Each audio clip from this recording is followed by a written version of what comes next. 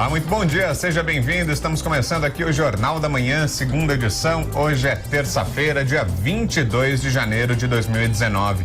Comprador confirma o pagamento em dinheiro para o senador eleito Flávio Bolsonaro. No entanto, as datas e o valor citados divergem do que está na escritura do imóvel, um apartamento de cobertura em Laranjeiras, na zona sul do Rio de Janeiro. O imóvel tem 226 metros quadrados e dependências na cobertura. Flávio Bolsonaro comprou o imóvel na planta junto com a esposa. Na escritura, há a menção de pagamentos em março e agosto de 2017, mas o relatório do COAF aponta que depósitos suspeitos na conta do senador foram feitos em junho e julho. E o Jornal da Manhã, segunda edição, traz também. Marcado por ausências de nomes importantes, o Fórum Econômico Mundial começa hoje em Davos, na Suíça. Donald Trump, Xi Jinping, Theresa May e Emmanuel Macron estão entre os que não vão comparecer.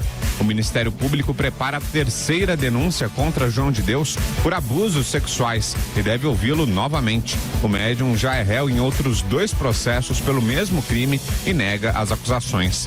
Dados do IBGE 2018 apontam que a população da cidade de São Paulo já passa de 12 milhões de pessoas. Fernando Martins. O fluxo migratório, mais que gente, traz a busca por sonhos e novas oportunidades. Movimento Paulista de Segurança no Trânsito divulga os números de acidentes fatais em São Paulo em 2018. Vitor Moraes. Dados do InfoSiga São Paulo apontam queda nas ocorrências de trânsito no ano passado. Maior redução foi o número de atropelamentos. Tribunal de Tóquio nega mais um pedido de liberdade de Carlos Ghosn. O executivo brasileiro tinha se oferecido para aceitar qualquer tipo de acordo para deixar a cadeia, onde está detido desde novembro do ano passado. O Tribunal Supremo de Justiça da Venezuela declara inválida a junta parlamentar presidida por Juan Guaidó, Natasha Mazaro. Na prática, a medida cancela a posse do opositor, que se declarou presidente interino do país. São destaques desta terça-feira. O Jornal da Manhã, segunda edição, começa agora.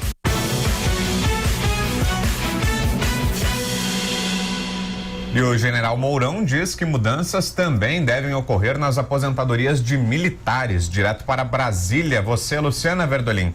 Olha, o presidente em exercício, o vice Hamilton Mourão, afirmou ontem que o caminho natural é que sejam feitas mudanças também na aposentadoria de militares. Isso durante a discussão da reforma da Previdência.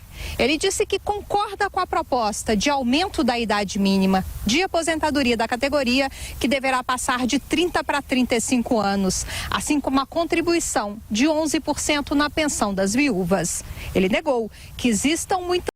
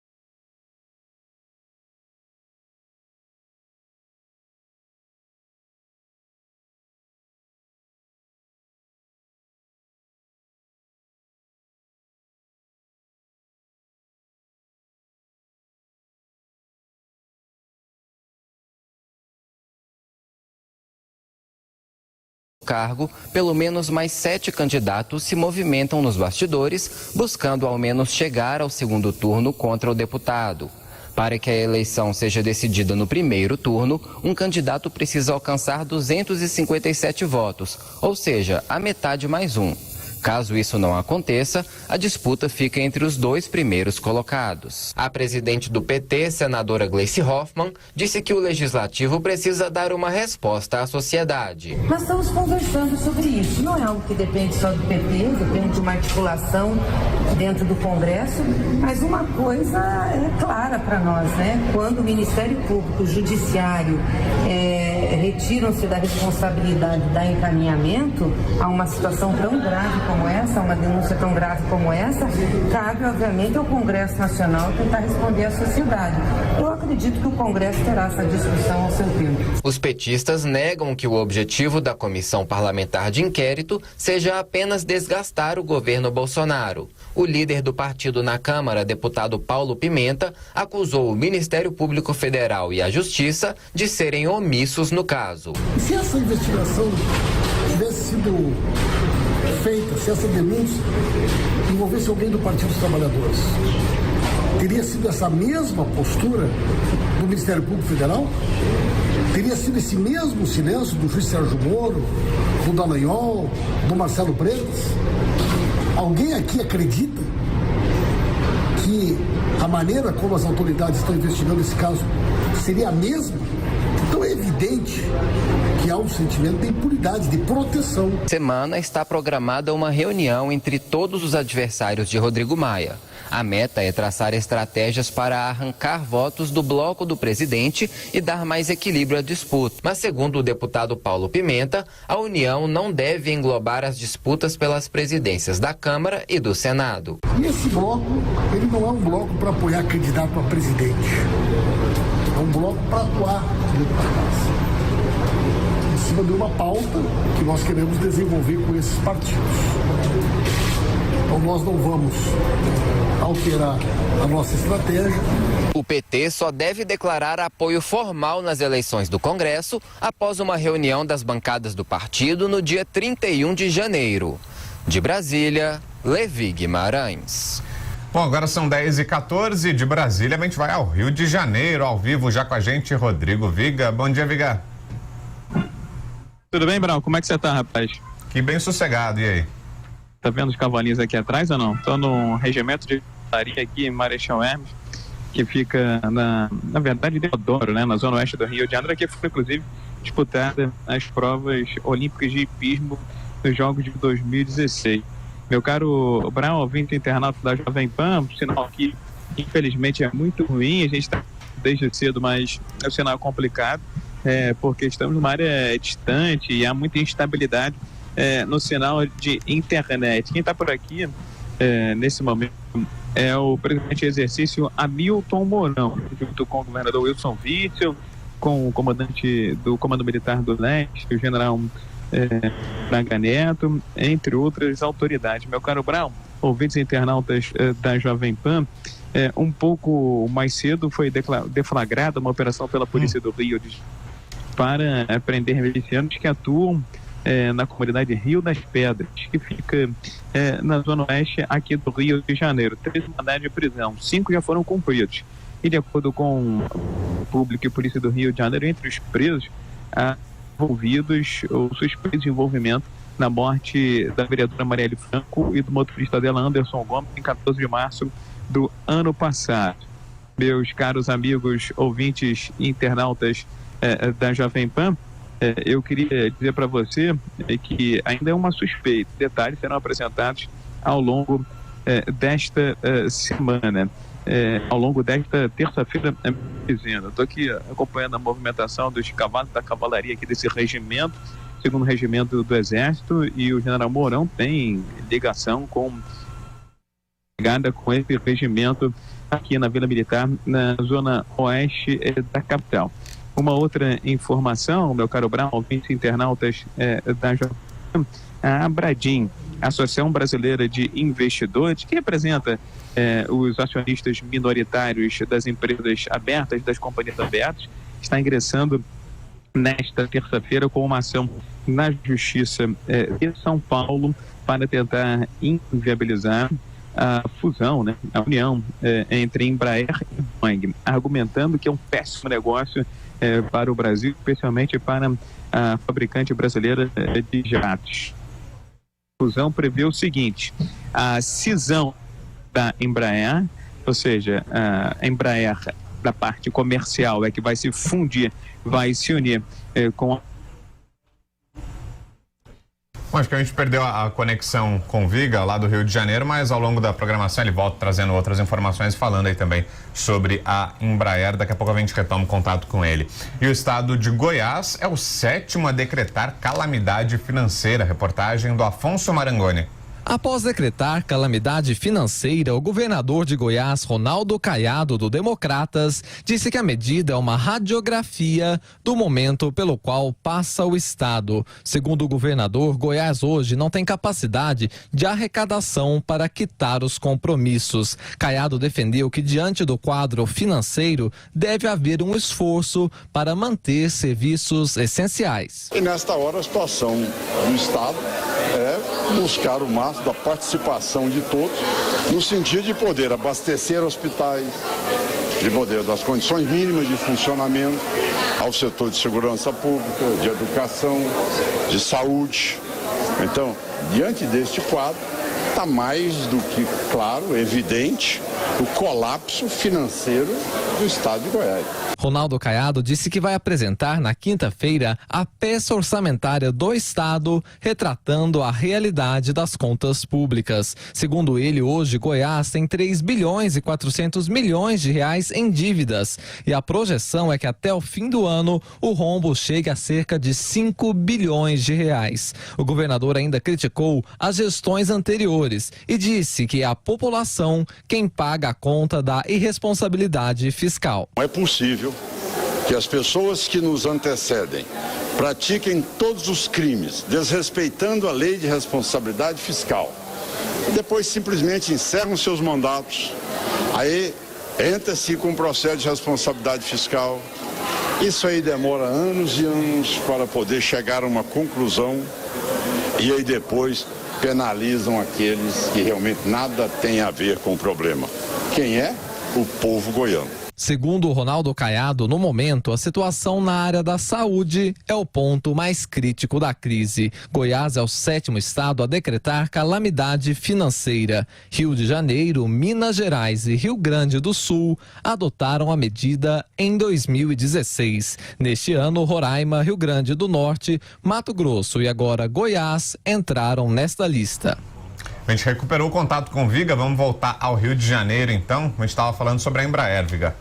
Exatamente. E aí, a Bradim, que é a Associação Brasileira de Investidores, né, que representa os acionistas minoritários das empresas com capital aberto, está entrando na Justiça de São Paulo nessa terça-feira com uma ação civil pública, meu caro Brau, ouvinte internacional da Jovem Pan, para tentar inviabilizar o negócio, argumentando que essa fusão Embraer-Boeing é uma verdadeira sentença de morte para a fabricante brasileira de aviões de aeronave. E o argumento é o seguinte, que não se trata de uma cisão para uma fusão, e sim uma negociação para a futura venda da Embraer. Por que acontece?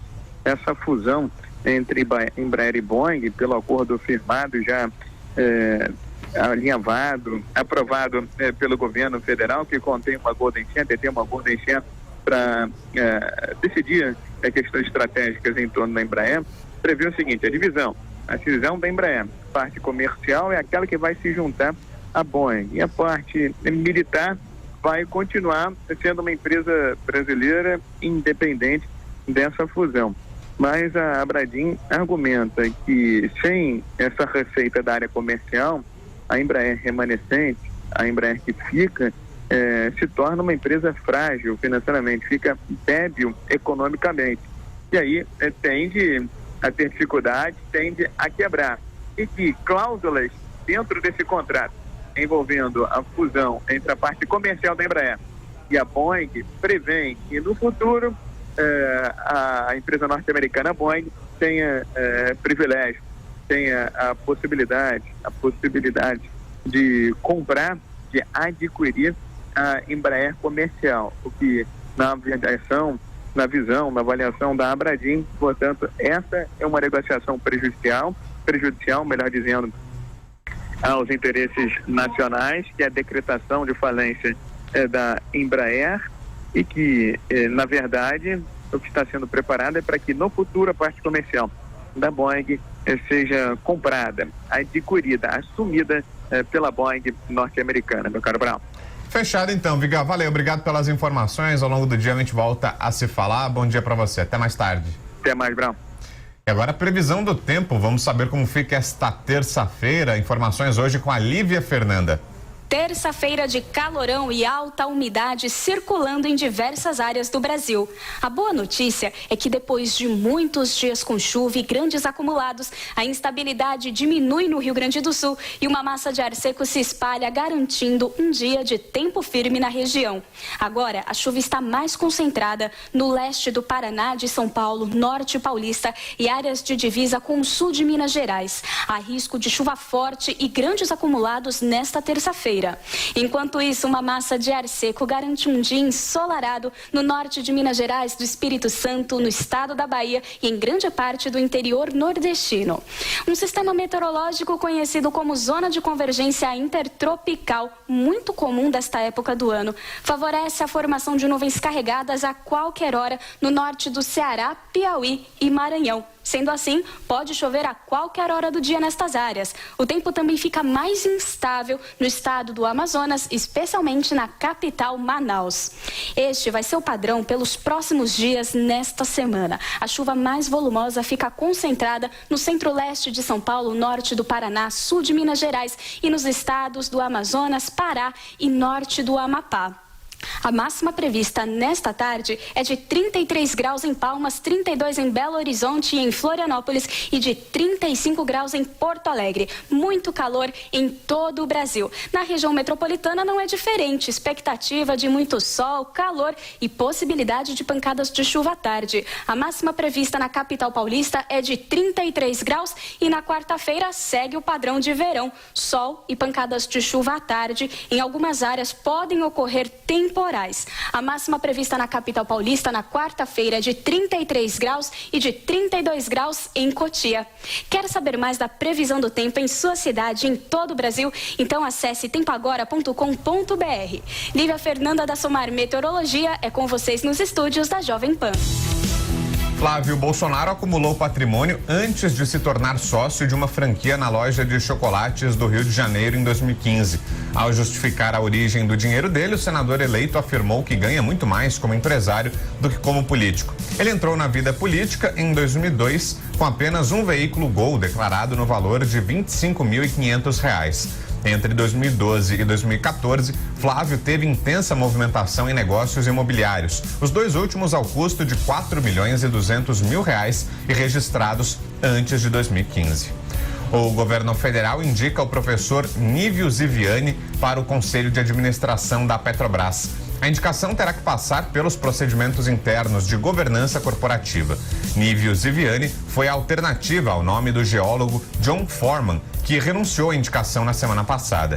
Especialista em tecnologia da informação, o professor é graduado em engenharia mecânica, mestre em informática e PhD em ciência da computação. O secretário da Aviação Civil confirma o fim da Infraero após a concessão de todos os aeroportos da estatal. Ronei Glassman afirmou que todas as participações de 49% que a empresa detém em terminais também serão repassadas à iniciativa privada. Nesta segunda-feira, o secretário garantiu que o governo federal vai conduzir com a máxima responsabilidade as demissões de 10 mil funcionários da Embraer. A estimativa é que as últimas rodadas de leilões de aeroportos ocorram em 2021. Agora um rápido intervalo, na volta outras informações para você aqui no Jornal da Manhã, segunda edição. Não saia daí. Jovem Pan News. Olá, eu sou Alex Rufo e vou compartilhar aqui rapidamente com você uma preocupação que certamente vem à tona na hora da compra do carro novo ou a troca por um usado. Sinistro, prêmio, franquia, apólice. Se você acha que essas palavras não fazem parte do seu vocabulário, do seu dia a dia, imagine então quando você precisa tomar uma decisão que não faça parte do seu cotidiano, como por exemplo a melhor contratação do seguro para o seu carro. Aí, para te ajudar um pouco com essa difícil decisão, temos algumas dicas bem importantes na hora da sua escolha. Comece pelo corretor, como se você estivesse contratando um executivo para sua empresa. Busque informações no mercado, peça referências, procure também saber se ele é sindicalizado ou se pertence a alguma associação de classe. Assim, você pode ter um raio-x melhor do profissional que vai cuidar do seu patrimônio. Rastreador, sem parar, alarme e baixa pontuação na sua CNH podem gerar descontos bem interessantes no valor a ser pago pelo seguro do seu carro.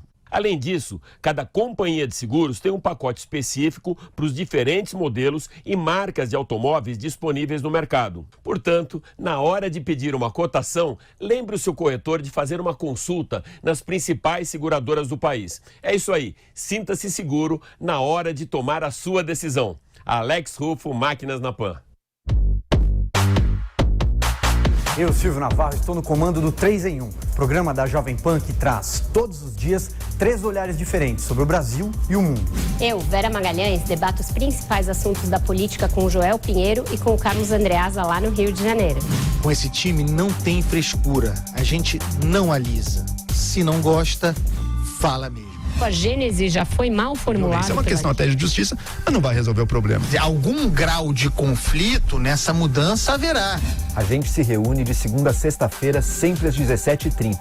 E se você quiser assistir o programa, basta acessar o nosso canal do YouTube, Jovem Pan 3 em 1. Não esqueça de se inscrever.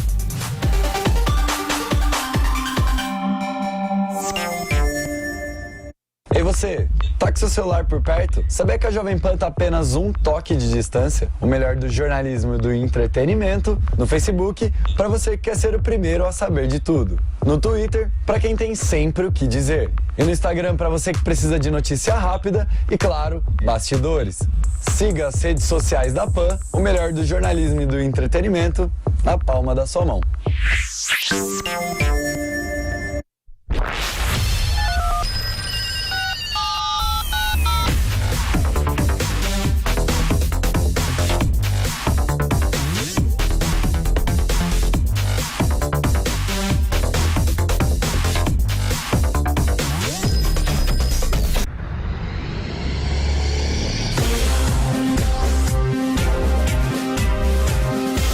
Esta é a Jovem Pan News.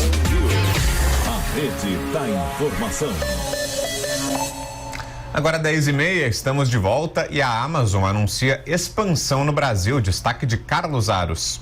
A Amazon está expandindo sua operação no Brasil, com o lançamento de um novo centro de logística na região metropolitana de São Paulo, que vai conseguir receber um maior número de produtos, já que a empresa também está ampliando o portfólio. O catálogo cresceu, com a inclusão de novas categorias de produtos disponíveis já no site para que os compradores brasileiros possam buscar. São 4 novas categorias e pelo menos 120 mil produtos vendidos diretamente pela Amazon, como explica o presidente da companhia no Brasil, Alex Shapiro. O que a gente está anunciando hoje são 3 coisas.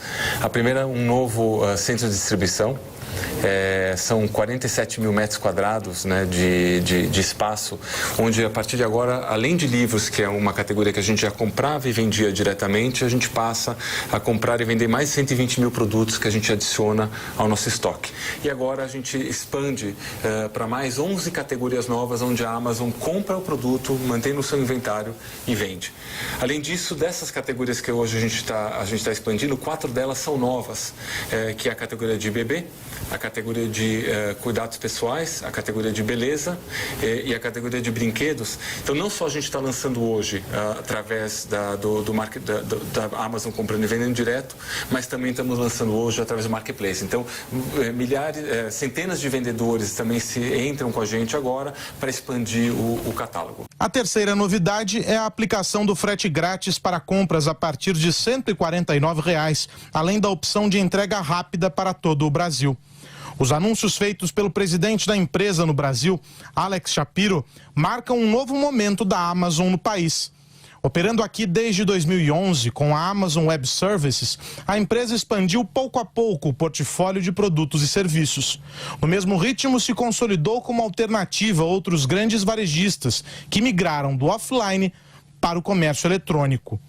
Com o novo centro de distribuição, que tem 47 mil metros quadrados e fica em Cajamar, na Grande São Paulo, a empresa aumenta o seu poder de fogo para brigar com outras gigantes e ganhar terreno no Brasil.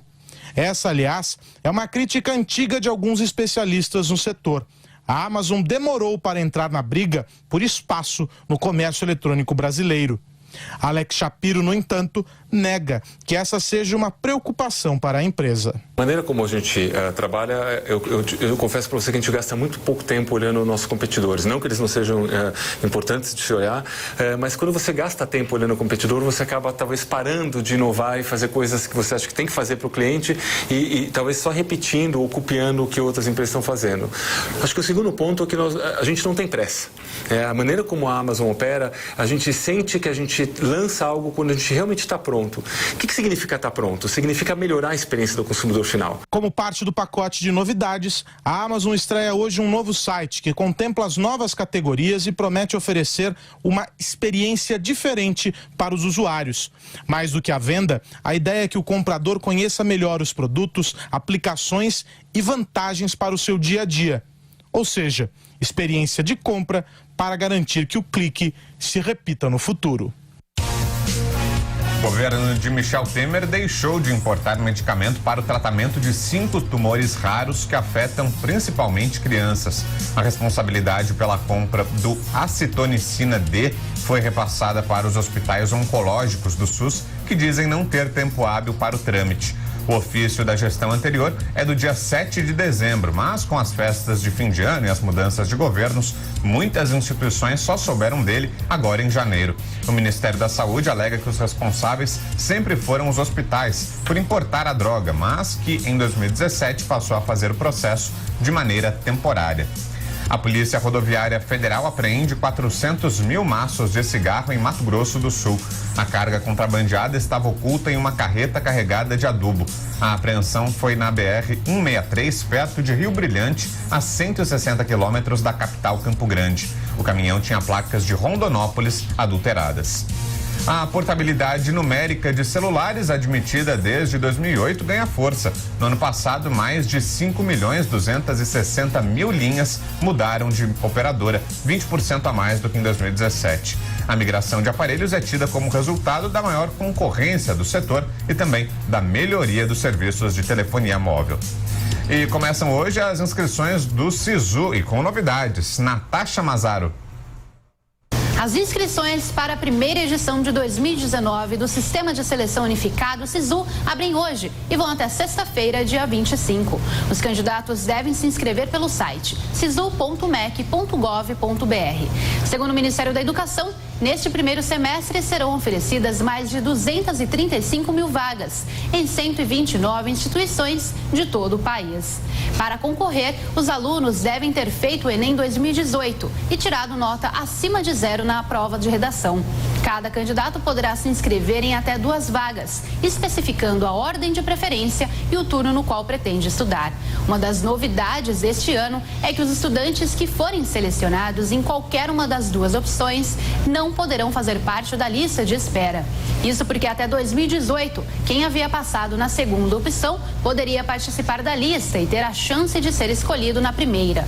O resultado do SISU será divulgado no dia 28 e a matrícula dos selecionados deverá ser feita entre 30 de janeiro e 4 de fevereiro.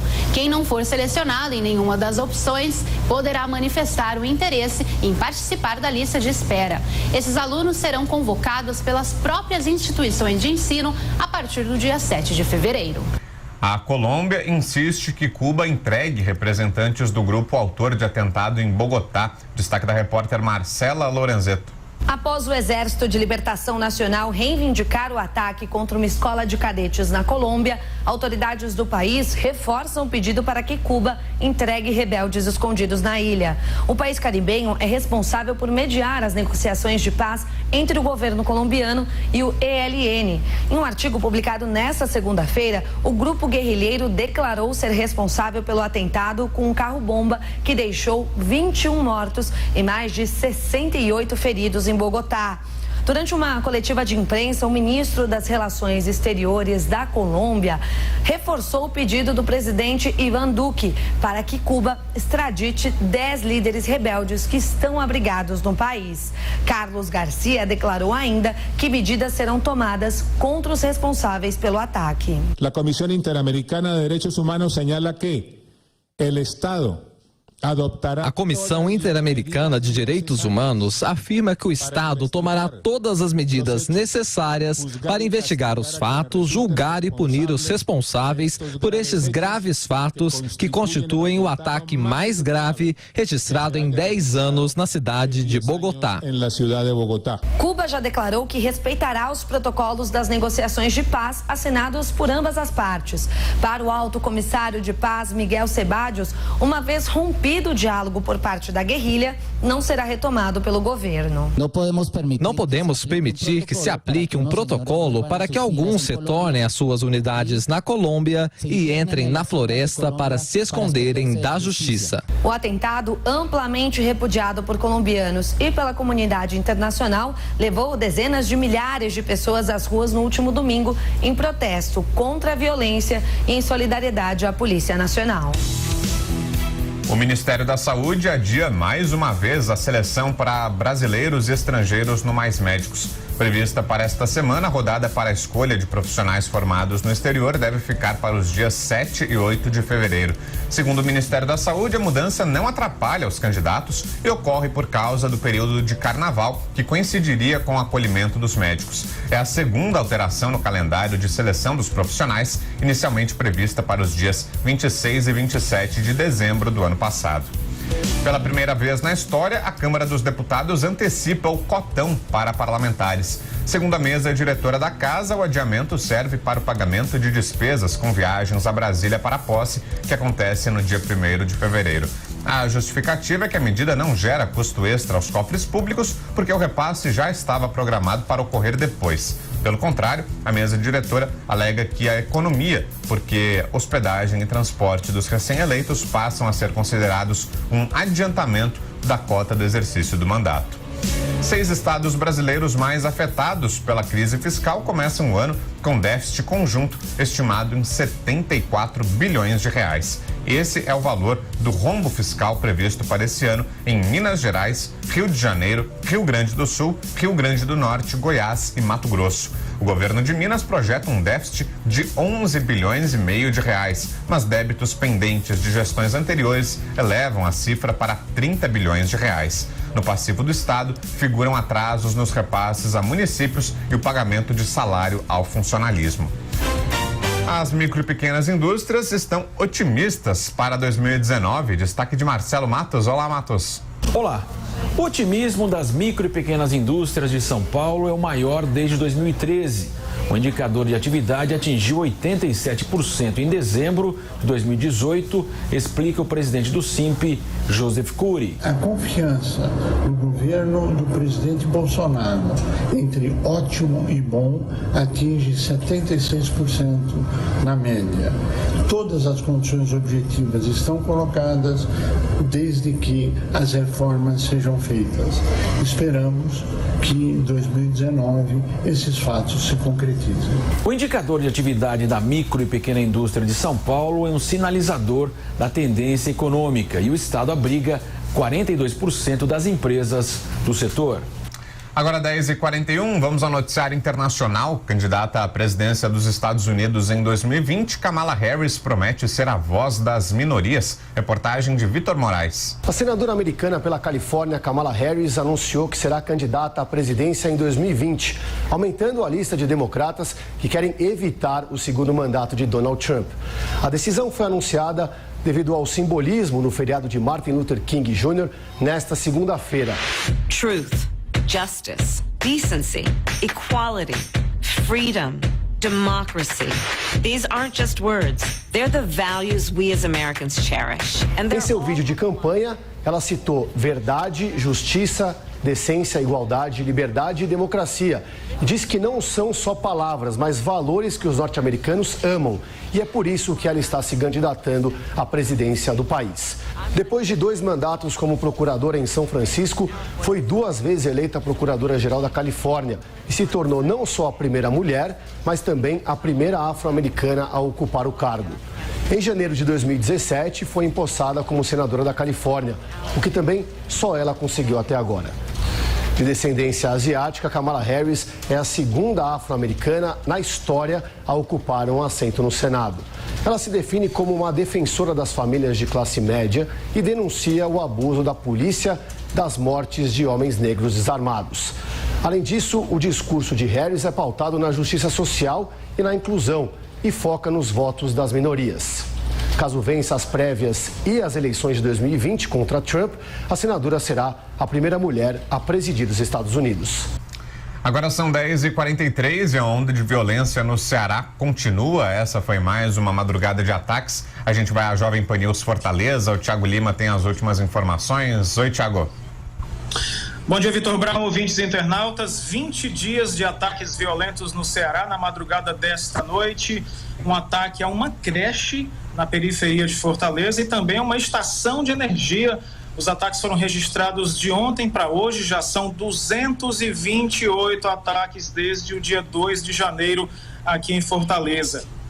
Tudo começou, Vitor Brown, internautas e ouvintes, após a Secretaria de Administração Penitenciária afirmar e implantar um novo regime nas unidades prisionais, evitando entradas de celulares e não mais separando os presos por facções criminosas nos presídios cearenses. Mais de 400 pessoas já foram presas desde o início dos ataques, acusadas de envolvimento nas ações criminosas que já duram 20 dias aqui na capital cearense e em 48 cidades cearenses. Vitor. Ok, obrigado, Thiago, pelas informações. A gente segue acompanhando tudo que acontece aí no Ceará e a gente volta a se falar. Até mais, Thiago. Até mais. Agora o comentário de Felipe Moura Brasil. Bom dia, Felipe. Jornal da Manhã. As indicações para o Oscar de 2019 saem hoje e já lamento a ausência de Renan Calheiros na lista da categoria de melhor ator, que certamente terá o vencedor do Globo de Ouro em drama, Rami Malek, no papel de Freddie Mercury. Christian Bale, na pele do ex-vice-presidente americano Dick Cheney, também é fichinha perto do ex-presidente do Senado, na pele de candidato à presidência do Senado. Renan publicou ontem à tarde no Twitter, aspas, olha, não quero ser presidente do Senado. Os alagoanos me reelegeram para ser bom senador, não presidente. Já fui várias vezes, em momentos também difíceis. A decisão caberá à bancada e temos outros nomes. Fecho aspas. É verdade que afetar desinteresse no antigo cargo, posando de democrata, respeitador da concorrência e só passível de aceitar eventual candidatura por pressão voluntária e livre de seus correligionários, é mais fácil por escrito em rede social. Mas é que Renan atua há tanto tempo na política brasileira que podemos imaginar sua voz impostada, sua expressão solene, seu ar patriótico de defensor dos interesses do povo mais humilde, ao fingir que não quer voltar ao posto, pelo qual vem se mobilizando nos bastidores, contando com a votação secreta que omitiria desse mesmo povo os nomes dos parlamentares a elegê-lo. A vida real, porém, trouxe ontem à noite mais um aparente obstáculo a este grande ator brasileiro, além da confirmação da candidatura da também MDBista Simone Tebet. A Procuradoria-Geral da República afirmou que a Odebrecht pagou R$1 milhão para Renan Calheiros em 2012 por intermédio de um motorista de Milton Lira, empresário considerado operador do senador em esquemas de corrupção.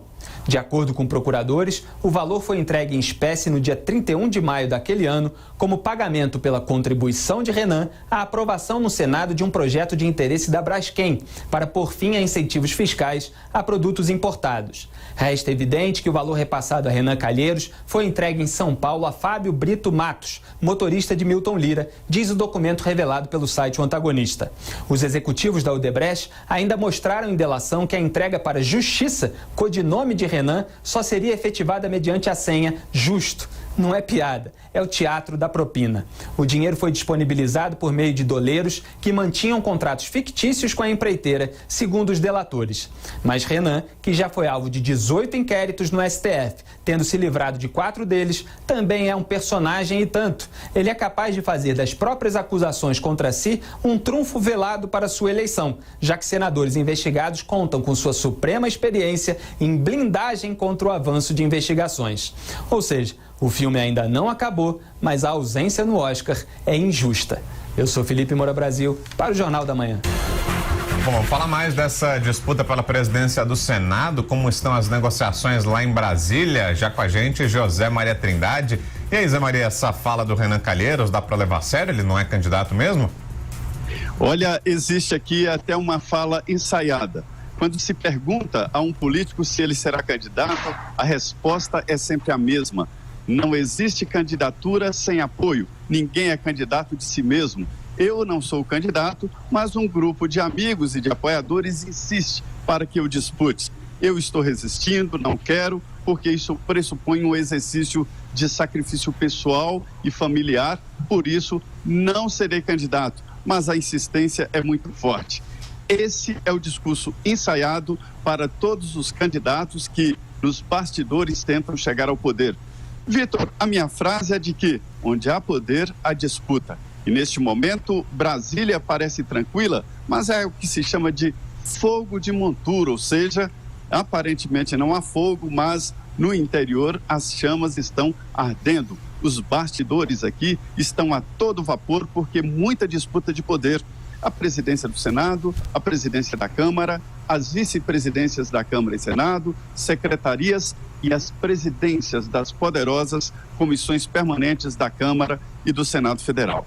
A novidade neste processo todo é que o Partido dos Trabalhadores, o PT, vai se aliar ao PP e ao MDB de Renan Calheiros para disputar o poder no Congresso Nacional. E aí inclui esse acordo aí entre a eleição da Câmara e do Senado Federal. A disputa no Senado fica no MDB. Quem ganhar pode levar, ou seja, a senadora Rams Tebet, que confirmou a sua candidatura, a sua disputa no MDB, no interior do partido primeiro, e Renan Calheiros, que está nos bastidores e por fora dizendo que não é candidato. Na Câmara, a novidade, Vitor, é de que esta aliança do PT e os de sempre, incluído o PMDB, né, eram adversários do governo Michel Temer, mas antes eram aliados, né? Isso pode mudar os rumos da disputa pela presidência da Câmara dos Deputados.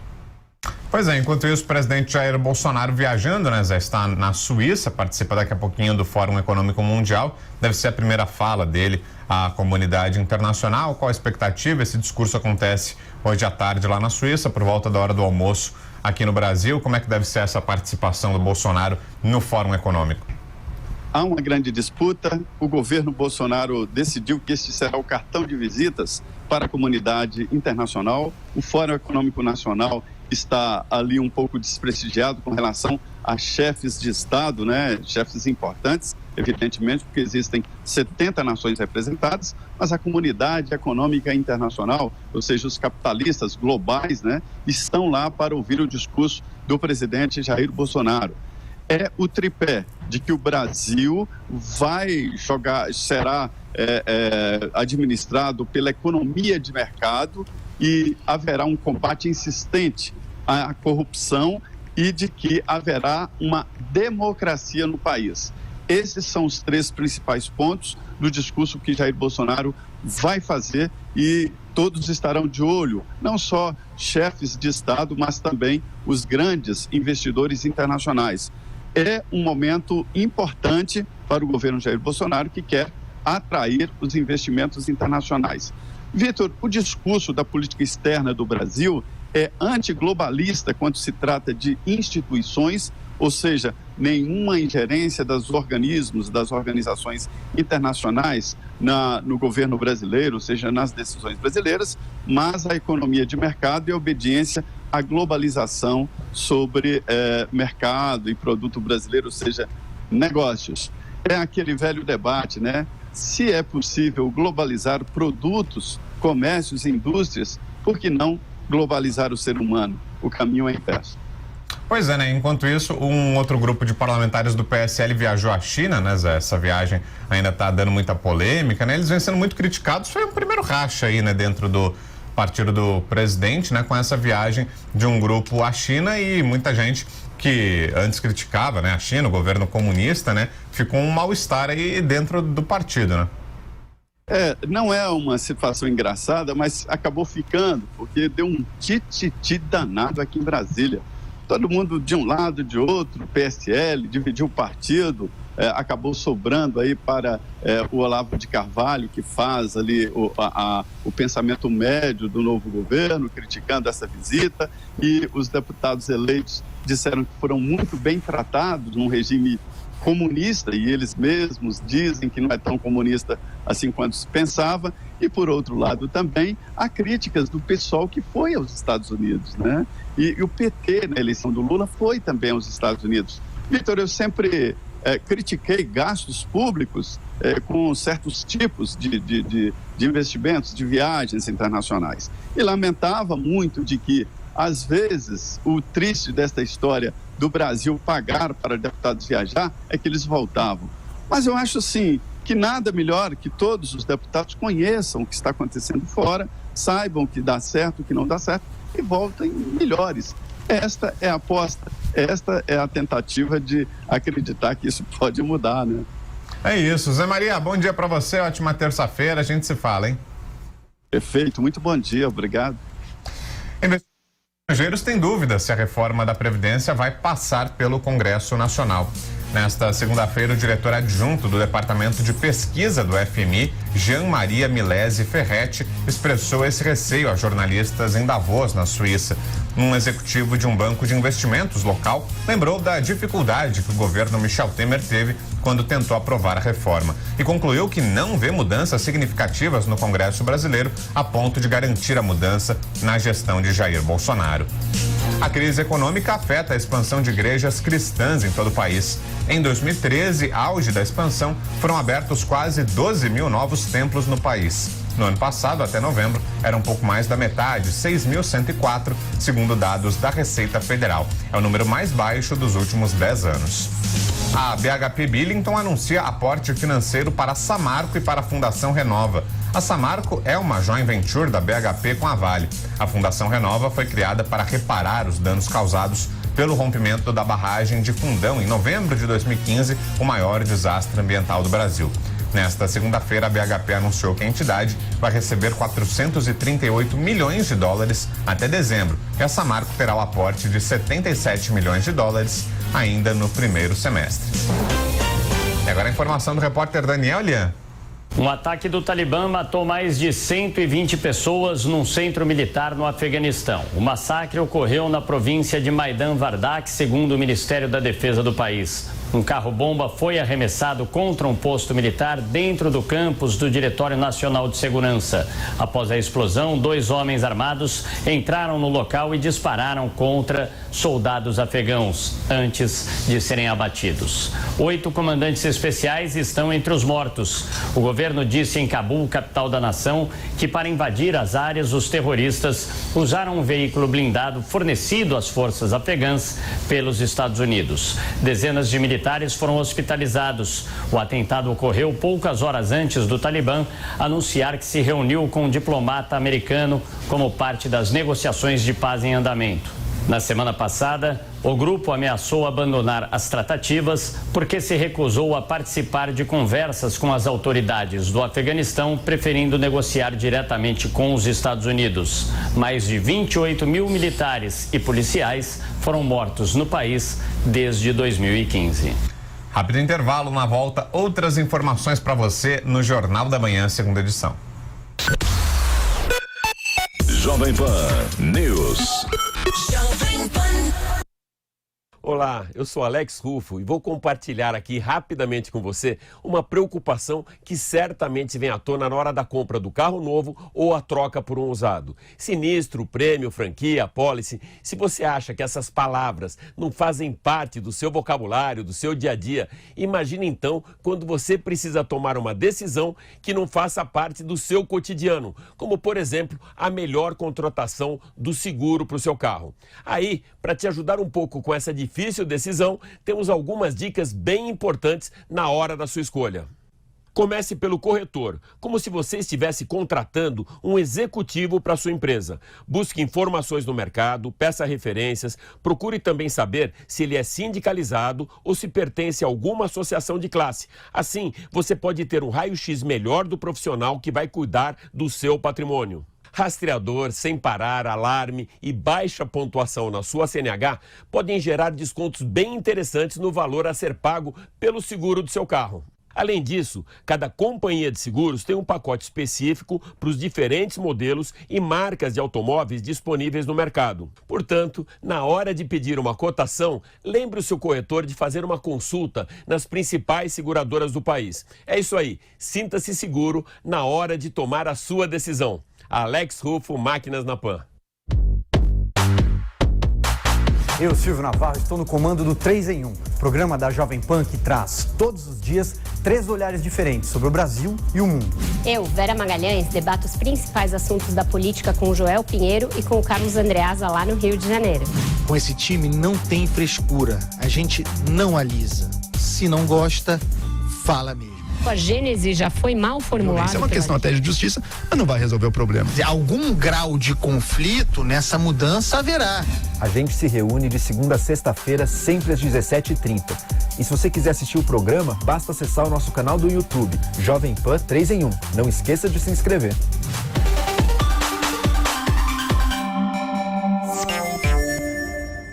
Ei você, tá com seu celular por perto? Sabia que a Jovem Pan tá apenas um toque de distância? O melhor do jornalismo e do entretenimento no Facebook, para você que quer ser o primeiro a saber de tudo. No Twitter, para quem tem sempre o que dizer. E no Instagram, para você que precisa de notícia rápida e, claro, bastidores. Siga as redes sociais da Pan, o melhor do jornalismo e do entretenimento, na palma da sua mão.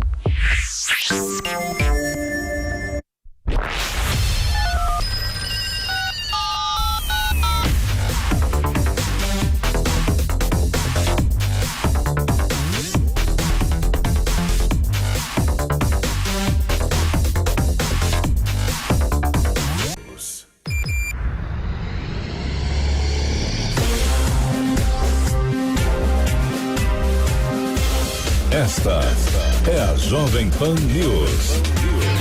A rede da informação. Estamos de volta com o Jornal da Manhã, segunda edição, hora do comentário de Rodrigo Constantino.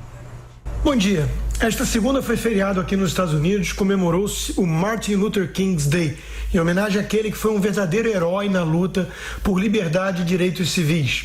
Ao contrário de outros líderes negros como Malcolm X, MLK não queria segregar ainda mais a população com base na raça, muito menos usar de violência para combater o preconceito.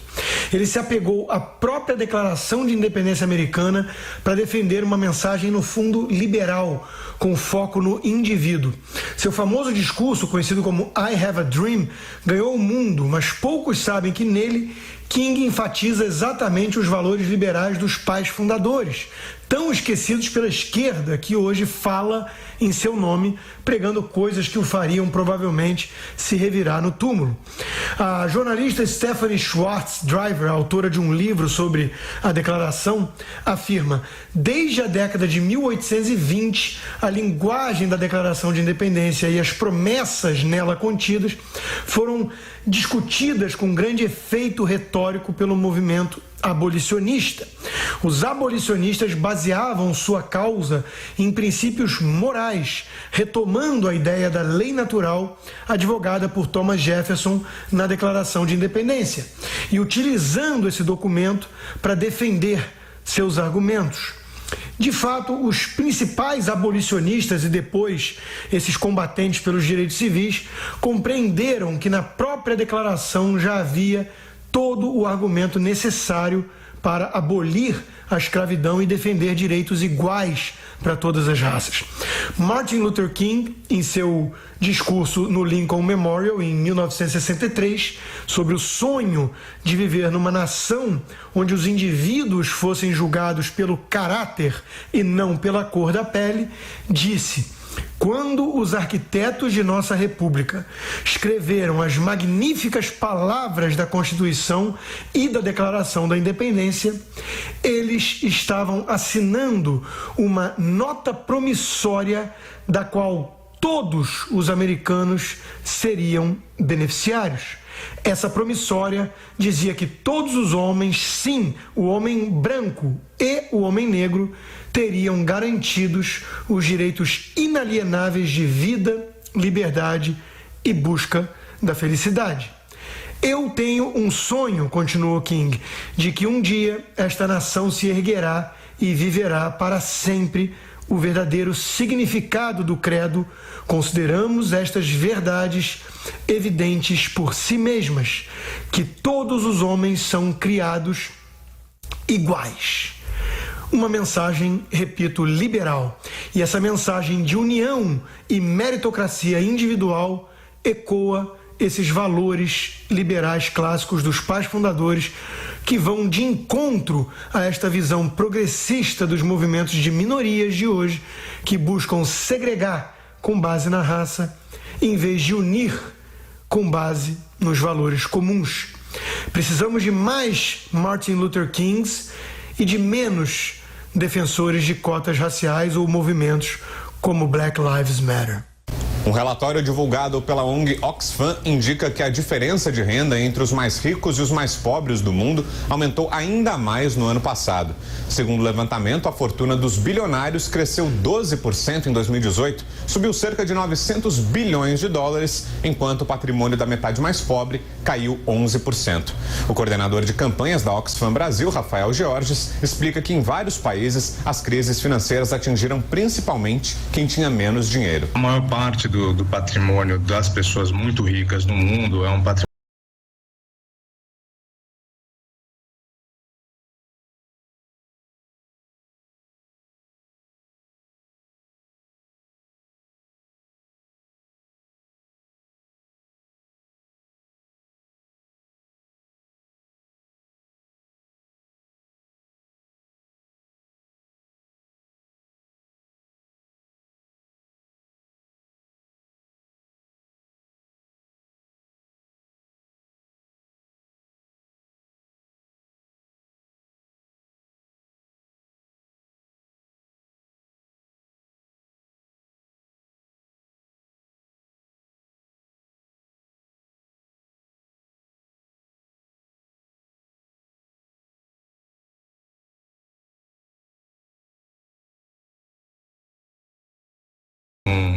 uma retomada de crise inclusiva, em que a gente distribuísse não só empregos, mas também aumentasse salários, fortalecesse o papel do Estado para a provisão de serviços essenciais, etc.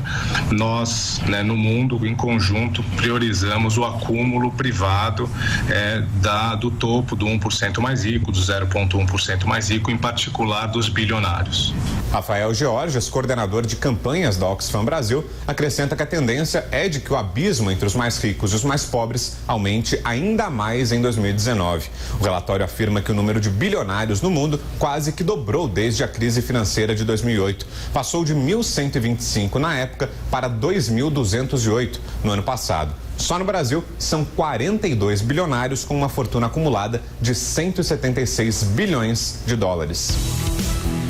Os clubes de assinatura mostram força crescente na comercialização de produtos variados. Mediante inscrição online, o interessado paga uma quantia mensal para receber livros, cervejas, vinhos e até cápsulas para cafeteiras. A Associação Brasileira do Comércio Eletrônico estima que existam 800 clubes do gênero em todo o país. Movimentam anualmente a quantia de 780 milhões de reais. A crise econômica e a busca de melhor qualidade de vida aumentam o número de brasileiros que gostariam de mudar de cidade. Uma pesquisa da Fundação Getúlio Vargas mostra que em 2017 chegava a 17% da população o grupo que gostaria de viver em um outro local. Em 2011, o segmento era bem menor, de 12,5%, de acordo com os dados sobre migração interna do IBGE de 2014, que apontam Florianópolis, Palmas e Goiânia como as capitais que mais atraíram moradores de outras localidades. Um padre é afastado pela diocese ao ser flagrado tentando furtar um par de óculos numa ótica de Guarapuava, no Paraná. O caso aconteceu no último dia 7 de janeiro e o religioso admitiu que foi um ato falho. Uma câmera de segurança registrou o momento em que ele apanhou os óculos e colocou no bolso. Ele responderá a um processo por furto, mas não foi preso. E o WhatsApp reduz para 5 o número de vezes que uma mensagem pode ser reencaminhada. Quem conta os detalhes é o Carlos Aros. O WhatsApp reduziu o número de vezes que uma mensagem pode ser reenviada dentro do aplicativo para até 5 encaminhamentos. A medida, informada por executivos da companhia, tem como objetivo fortalecer o combate à disseminação de informações falsas. No ano passado, os reenvios já haviam sido limitados para até 20 contatos ou grupos, com o mesmo objetivo. Naquela época, uma onda de rumores espalhados por meio do mensageiro resultaram em assassinatos e tentativas de linchamento na Índia. Assim como outras gigantes da tecnologia, o WhatsApp tem sido cobrado por oferecer respostas para as chamadas fake news. No ano passado, por exemplo, as autoridades brasileiras cobraram, durante as eleições, medidas efetivas das empresas por causa do grande número de notícias falsas compartilhadas. Sabe-se que os aplicativos de mensagens e as redes sociais são os meios preferidos atualmente para o consumo e o compartilhamento de notícias. Esse hábito cria o ambiente perfeito para que agentes mal intencionados criem e disseminem informações falsas. De acordo com o WhatsApp, limitar para até 5 reenvios não prejudicará a comunicação entre as pessoas e será ao mesmo tempo eficaz para evitar abusos. O WhatsApp, que é uma empresa do grupo do Facebook, tem hoje 1,5 bilhão de usuários, que já devem começar a notar a limitação para os encaminhamentos de mensagens. E hoje começa o Fórum Econômico Mundial em Davos, na Suíça. O evento contará com a participação do presidente Jair Bolsonaro em sua primeira viagem internacional como presidente do Brasil. Vamos conferir o comentário de Carlos Andreasa. Bom dia, Andreasa. Bom dia, povo do Jornal da Manhã. Nesta terça-feira, tarde, em Davos, precisamente às 15h30, na Suíça, o presidente Jair Bolsonaro será o primeiro líder latino-americano a abrir o Fórum Econômico Mundial em Davos. Isso não é irrelevante, tem um simbolismo muito grande e significa a importância que se dá ao Brasil e a curiosidade ao que se vende como novo país. Jair Bolsonaro, goste-se ou não, primeiro presidente eleito do Brasil em muitas décadas a fazer, desde a campanha, com maior ou menor cálculo, um discurso francamente liberal. Associado a Paulo Guedes, que está lá em Davos com ele, será uma das estrelas desse encontro junto com Sérgio Moro. Sérgio Moro apresentará a limpeza, combate à corrupção e ao crime organizado deste novo Brasil.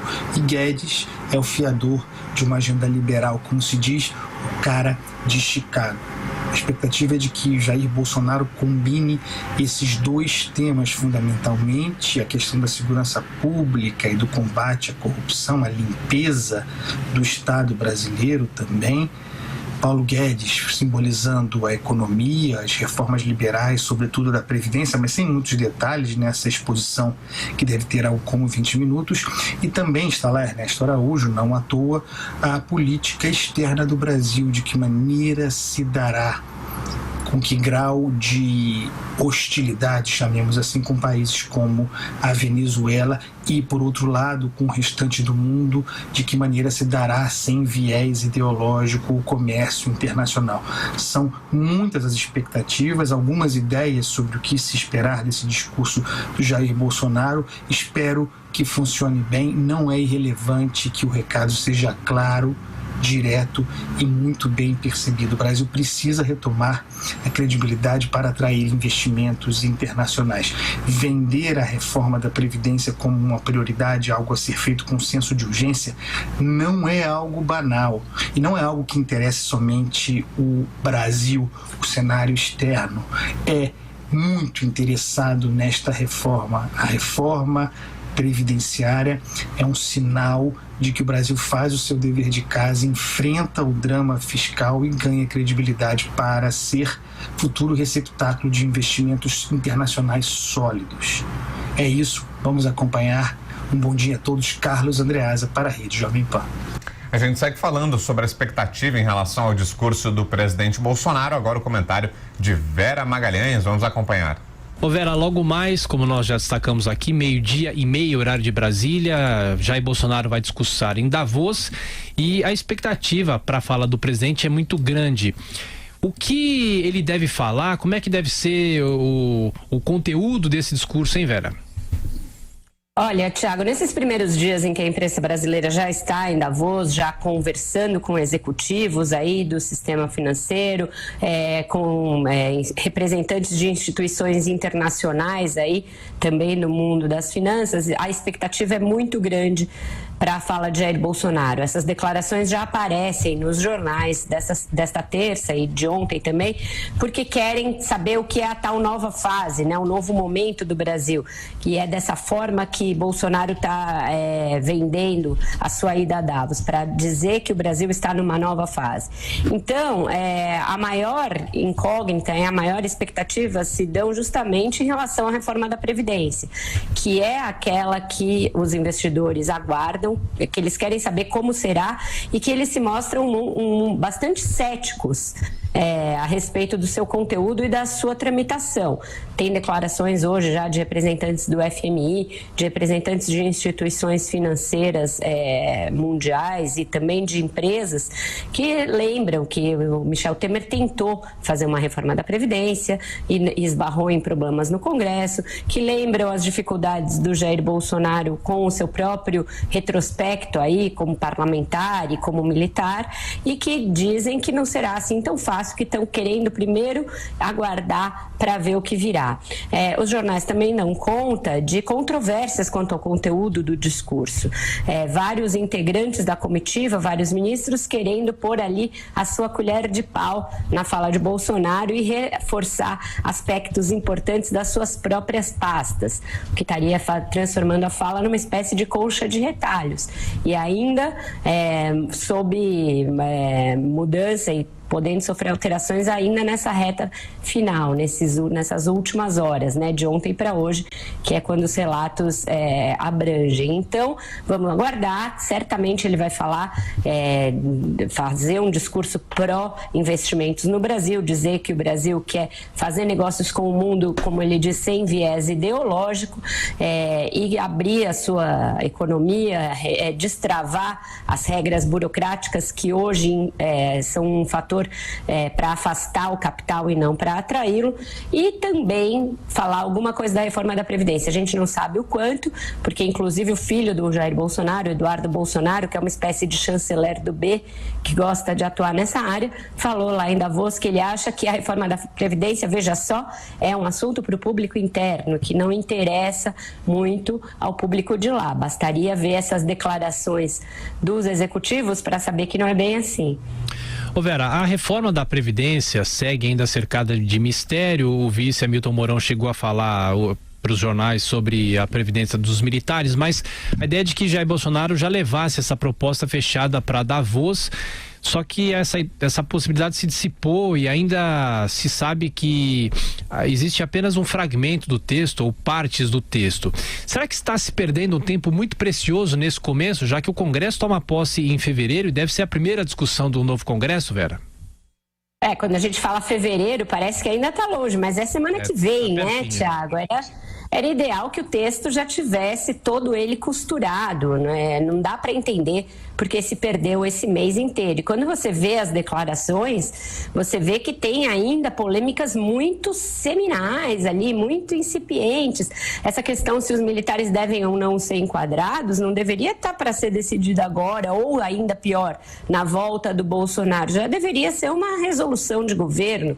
Isso é uma diretriz macro da reforma. Ou você tem isso muito claro claro e deixe isso muito claro para toda a sua equipe, ou você vai ficar patinando em concessões, em miudezas, e o negócio não avança. Hoje ainda, no Valor Econômico, tem uma reportagem que estaria em discussão aumentar a contribuição dos inativos e dos servidores da ativa. Isso também é outra coisa antiquíssima. O Michel Temer tentou fazer por medida provisória e não conseguiu.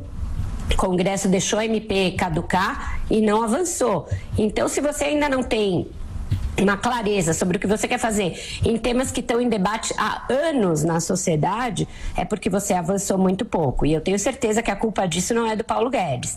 Ele tem uma equipe técnica muito boa trabalhando nisso.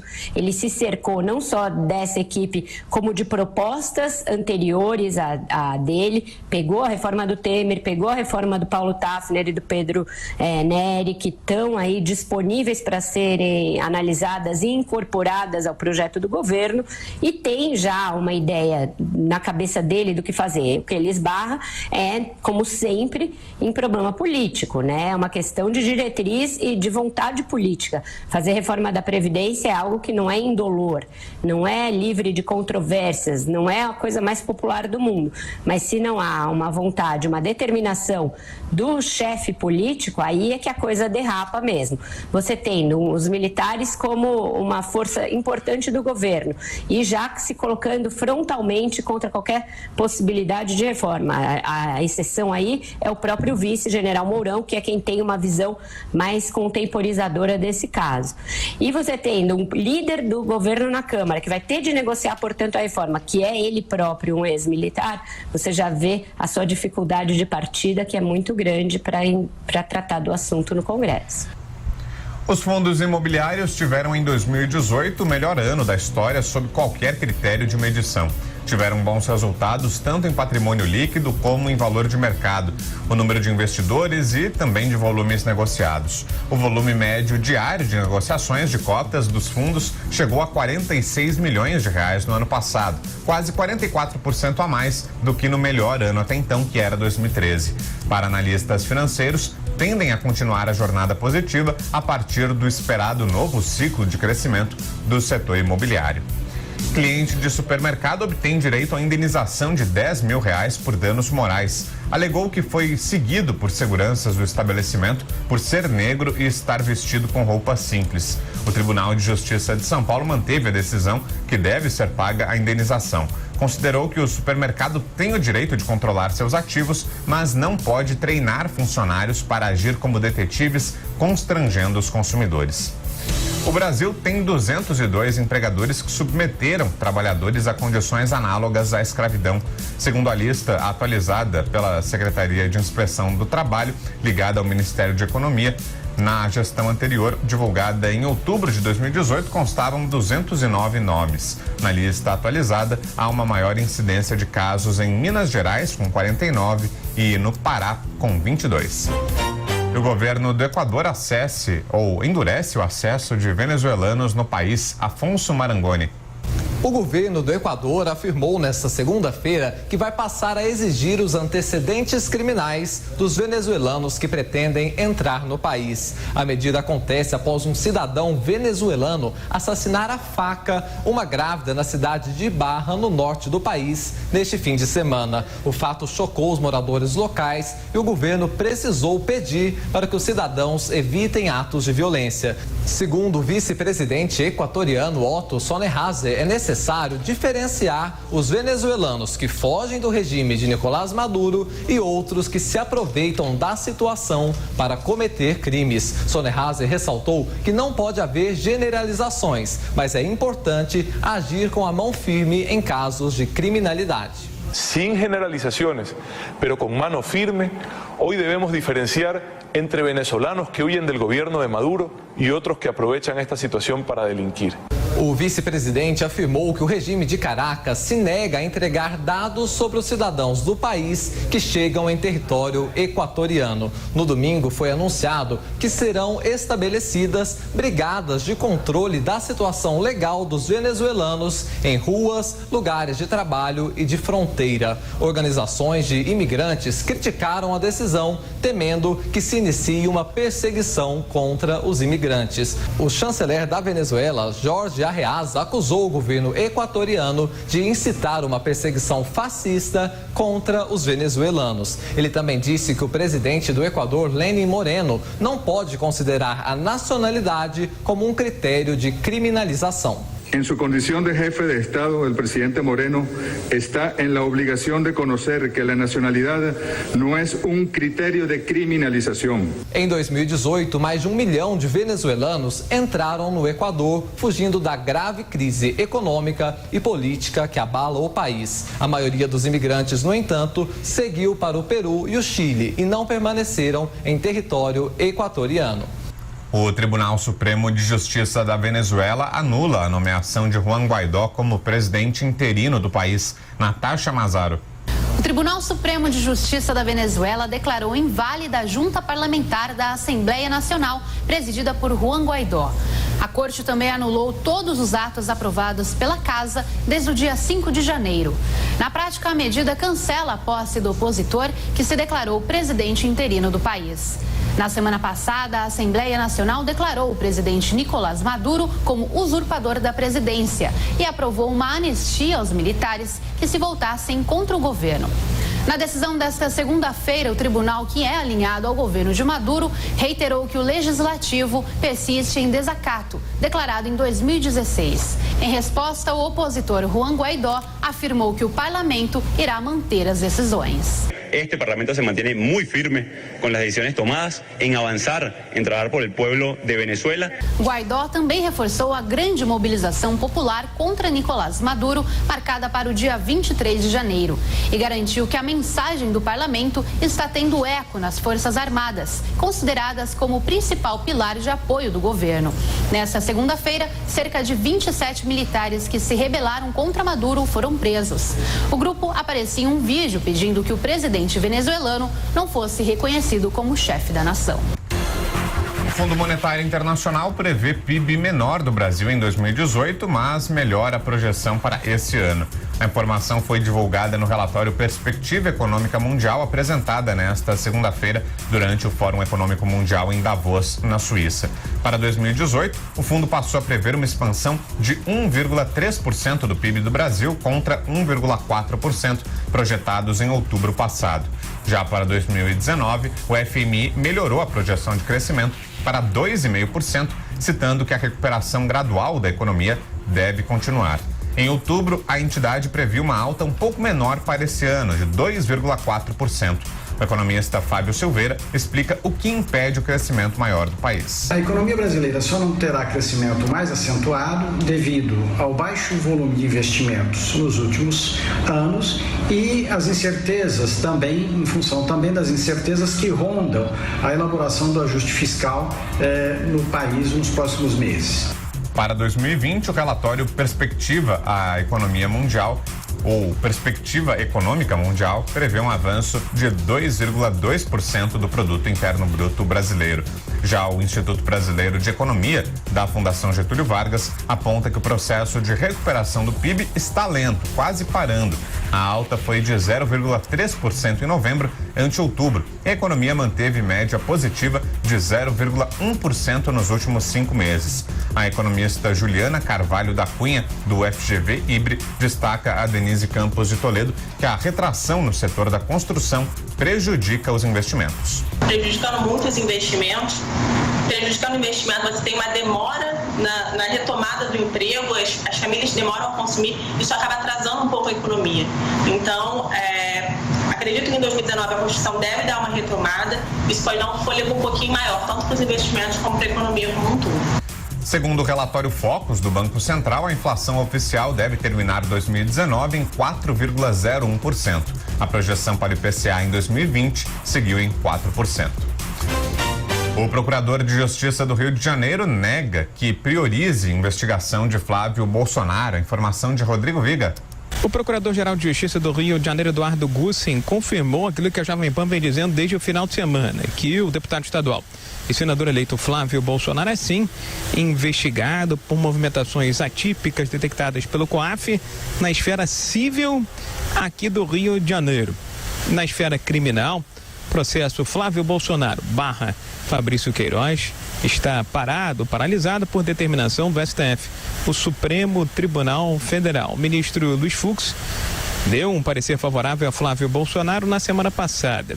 E o processo foi suspenso, a investigação foi suspensa. Em entrevistas durante o final de semana, Flávio Bolsonaro disse que seu sigilo foi quebrado de forma irregular e ilegal, algo que Eduardo Gussen negou categoricamente. Agora, é muito importante destacar aqui que o fato de algumas movimentações financeiras serem atípicas não significa, em hipótese alguma, que elas sejam ilícitas. Então, isso acontece de forma frequente aqui. Ou seja, ao recebermos essa vasta documentação, nós começamos a explorá-la, a analisá-la cuidadosamente, núcleo por núcleo, e cada núcleo desse era relativo a um deputado estadual. Gussen garantiu que não vai sentar em cima das investigações por pressão ou algo do gênero que venha de Brasília. O Ministério Público não tem vinculação com nenhum segmento político. O Ministério Público é defensor da ordem jurídica e do regime democrático. Essa é a nossa missão constitucional. Nas últimas horas surgiu uma outra informação ainda envolvendo Fabrício Queiroz. Foi obrigado a devolver quase 17 mil reais de auxílio educação que recebeu à época em que trabalhava como assessor parlamentar de Flávio Bolsonaro, sem ter direito ao benefício do Rio. Rodrigo Viega. Agora 11h27, a informação de Marcelo Matos. Um homem que compartilhou 300 mil arquivos de pornografia infantil na internet no Brasil é condenado a 10 anos de prisão. De maio a novembro de 2016, ele distribuiu ainda 1.441 arquivos de conteúdo pedófilo. O Ministério Público Federal defendeu a pena máxima de 15 anos de reclusão pelos crimes. A 4ª Seção do Tribunal Regional Federal também considerou a conduta do réu de acentuada reprovabilidade, o que justificaria fixar a pena acima do mínimo legal, de acordo com o que está previsto no Estatuto da Criança e do Adolescente. Mas a 4ª Seção julgou adequada a pena de 10 anos e 6 meses de reclusão, regime inicial fechado, por considerar necessária e suficiente a prevenção e reprovação do delito. O INSS poderá suspender benefício mesmo que o segurado não tenha apresentado defesa. A nova regra prevê que, em caso de indícios de irregularidades, o Instituto avise o beneficiário, o representante legal ou então o procurador. O segurado terá 10 dias para se justificar e, caso não faça, terá o benefício suspenso. Antes, se o governo não conseguisse notificar o beneficiário, teria que fazer uma publicação no Diário Oficial da União e conceder mais 15 dias para a apresentação da defesa. Eduardo Bolsonaro critica a decisão do WhatsApp de limitarem até 5 o número de vezes que uma mensagem pode ser reencaminhada. O aplicativo afirmou que a medida tem como objetivo combater a disseminação de notícias falsas, as chamadas fake news. No Twitter, o deputado federal sugeriu que seguidores dele passem a usar outros concorrentes do WhatsApp, como Wickr, Me, Signal e Telegram. Por outro lado, Fernando Haddad, do PT, questionou por que só agora o aplicativo adotou a medida. 2 dias após o acidente em que ficaram feridas 2 mulheres, Príncipe Philip, de 97 anos, é flagrado dirigindo sem cinto de segurança. A polícia interveio depois que a imprensa publicou fotos em que o marido da Rainha Elizabeth aparece dirigindo sem o equipamento. Na propriedade real de Sandringham, Philip está afastado das atividades públicas desde 2017 e o acidente em que se envolveu renovou a discussão sobre até qual idade seria conveniente dirigir um veículo motorizado. Mais de 100 mil motoristas britânicos têm hoje mais de 90 anos e 4 já passaram dos 100 anos. Rápido intervalo, na volta, outras informações para você aqui no Jornal da Manhã, segunda edição. Jovem Pan News. Oi pessoal, aqui é o Carlos Andreasa. A partir de agora, portanto, de 2019, eu terei um blog no site da rádio, no site da Jovem Pan. O blog tem o título tem método. Eu conto imensamente com a audiência. Vamos aprofundar os temas, discutir cada detalhe, dissecar as notícias, sempre com bom humor, buscando um olhar, um ângulo de análise alternativo, politicamente incorreto, provocador, para botar o dedo na ferida. Vamos com tudo, tem método, conto com vocês. Um beijo a todos. Tchau.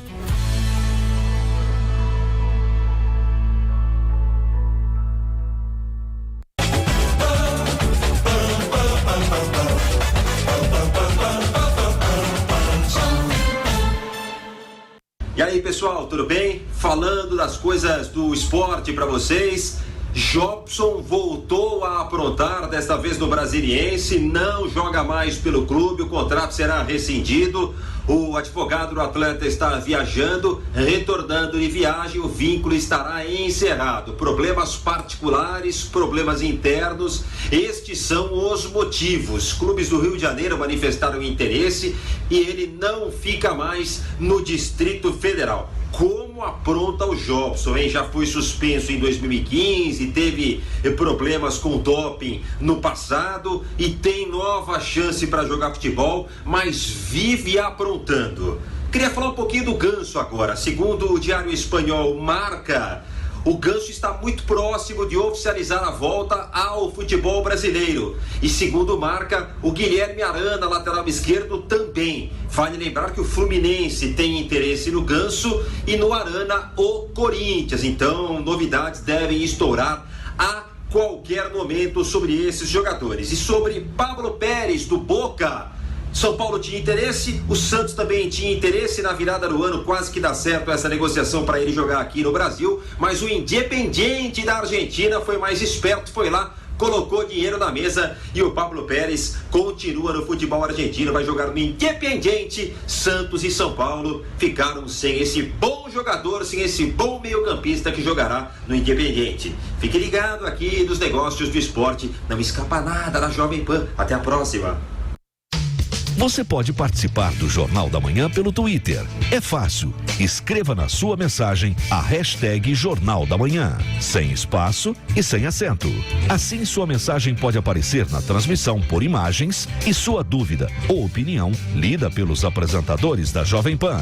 Corre lá, participe do Jornal da Manhã pelo Twitter.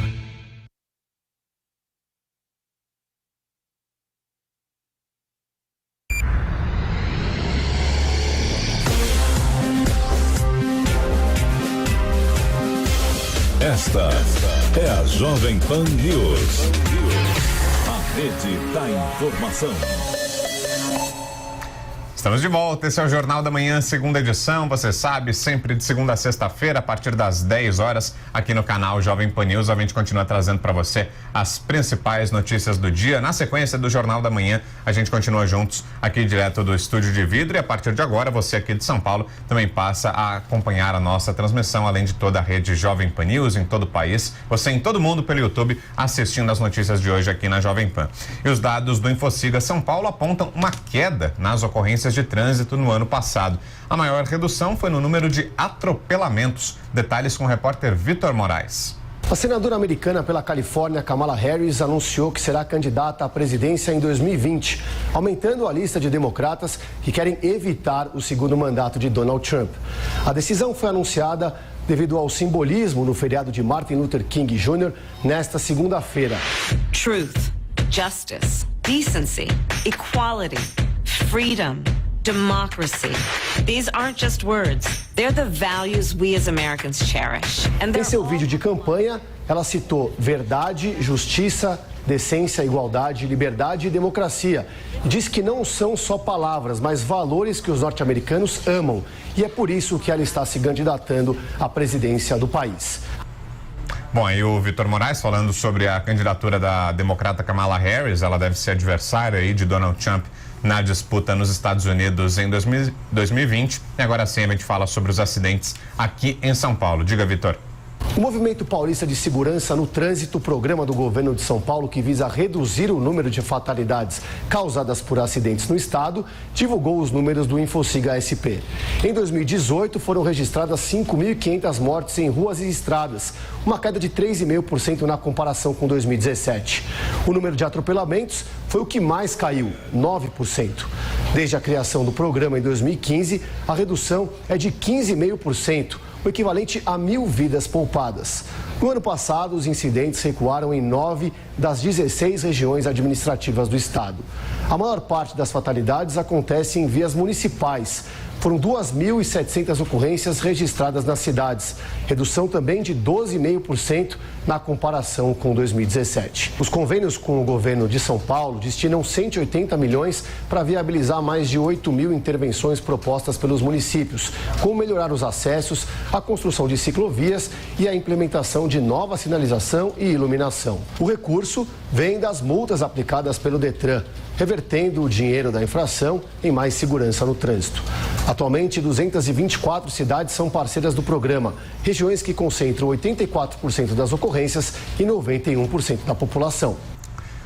A cidade de São Paulo, ao longo dos anos, vem sendo formada por brasileiros de todos os lugares. A gente continua a nossa série de reportagens sobre o aniversário da maior cidade do país, Fernando Martins. Dados do IBGE de 2018 apontam que a cidade de São Paulo rompeu a barreira dos 12 milhões de pessoas. A cidade é a mais populosa do Brasil e, para ser composta ao longo dos séculos, contou com a presença e esforço de muita gente. É praticamente impossível caminhar pela cidade sem encontrar alguém que não tenha nascido de fato na capital paulista. Seja em busca da realização de um sonho, para estudar, trabalhar ou se reencontrar, muitas pessoas elegem São Paulo como palco dessa aventura de vida. Dentro do Brasil, o movimento migratório para a maior cidade do país foi muito intenso ao longo dos tempos. Nesse Brasil multifacetado, o fluxo mais forte é o dos nordestinos. A seca e a precariedade de trabalho fez brilhar os olhos de muita gente que via em São Paulo a industrialização e o desenvolvimento. Há 44 anos, Vicente Nonato da Silva, o chapéu de couro, deixou o sertão do Ceará para construir a vida em São Paulo. Ele conta que não teve problemas em se adaptar, afinal, tinha um único foco: trabalhar. São Paulo, para mim, representa muita coisa, porque foi onde eu cheguei, me adaptei, achei uma Paraguai, me casei, temos filhos, hoje uma família bonita e tal. Onde hoje estou sozinho, porque ela faleceu, mas aí é um lugar que eu me adaptei muito bem, gostei muito e sabe aquele negócio, se de bem à vontade. Para mim, eu estou lá no Ceará, eu faço as coisas de um jeito tão especial que parece que eu ponho a mão no floresta, um negócio especial, graças a Deus. Há quase 28 anos mantém um restaurante com a culinária típica de sua terra no Centro de Tradições Nordestinas, no bairro do Limão, dividindo com conterrâneos e turistas um pouco de sua vida.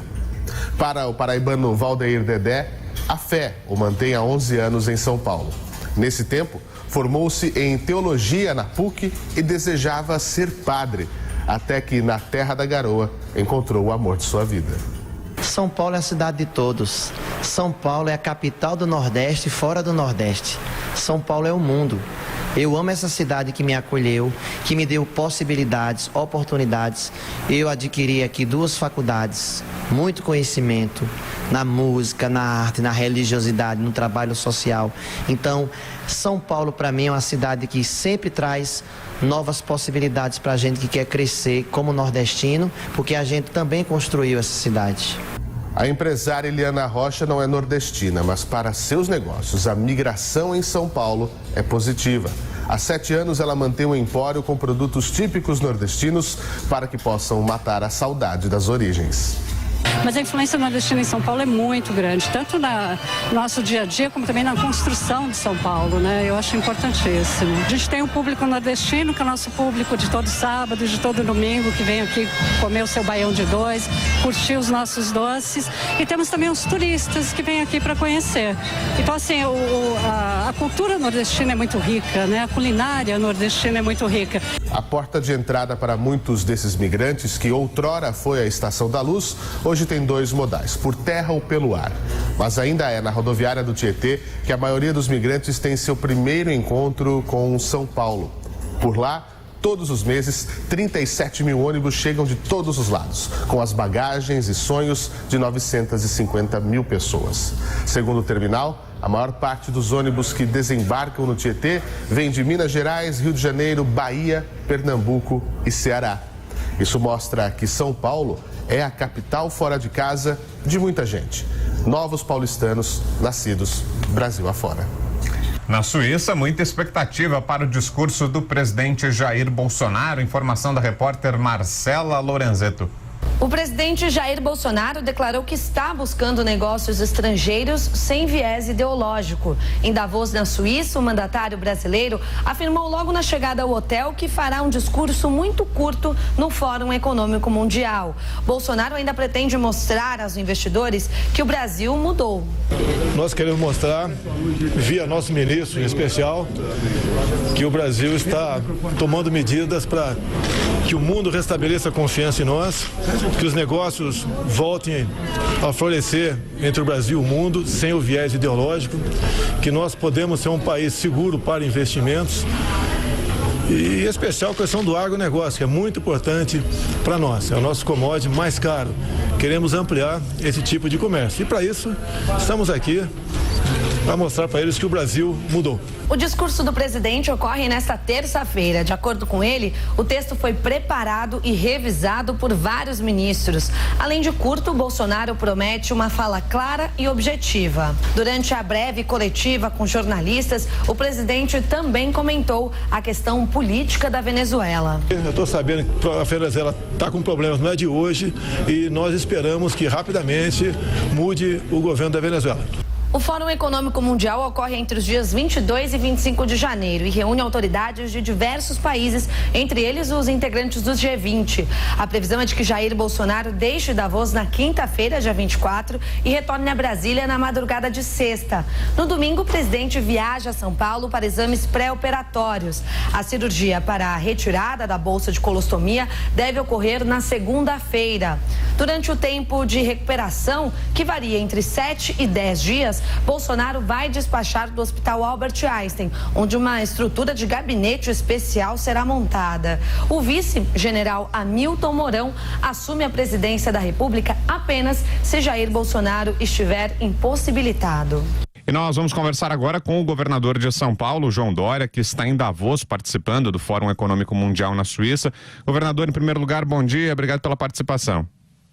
Bom dia, Vitor. Muito obrigado. Obrigado pela oportunidade. Bom dia aos ouvintes da Jovem Pan e bom dia a todos que fazem o Jornal da Manhã. Governador, qual o objetivo do senhor aí no Fórum Econômico Mundial? O que é que esse encontro pode significar para o estado de São Paulo? É muito importante o Fórum Econômico Mundial. Esse é o 49º Fórum Econômico Mundial, Vitor. E aqui se reúnem os maiores líderes do setor privado do mundo. Os maiores investidores, os maiores industriais, os maiores fundos de investimentos, fundos soberanos, além dos líderes mundiais.